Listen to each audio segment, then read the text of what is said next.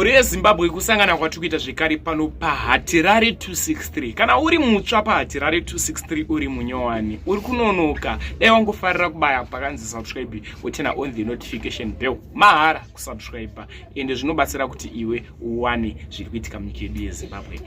Munhu andipa nyaya iyi anditi ndisataure zita rake, ari kutya kusekwa ende ari kutyawo kuti paanozofamba vanhu vanozomuti chii.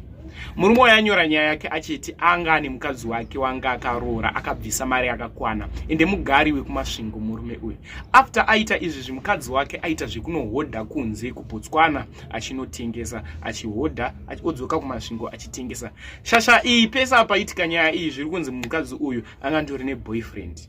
Ane boyfriend kudaro zviri kunzi musi uyu akanyepa zvikandoenda kuBotswana apo anga aenda kumba kuchikomba. Amenti aizopfurira here kuenda kuBotswana omboenda kumba kuchikomba ozoenda kuBotswana, but zviri kunzi pamba pechikomba pakazosvika mbavha. After pasvika mbavha, chikomba chakarohwa nembavha chakakuvara zvakaipisisa. Iye mukadzi akarohwa akafira mumba mechikomba.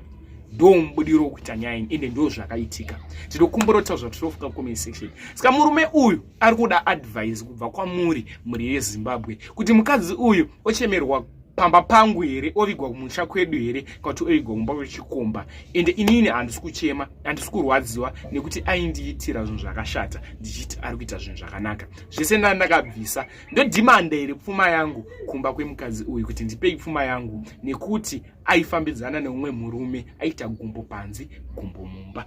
Ndo nyaya yatanyorwa nababa ava. Tinokumbura kuti tipe advice mucomment section.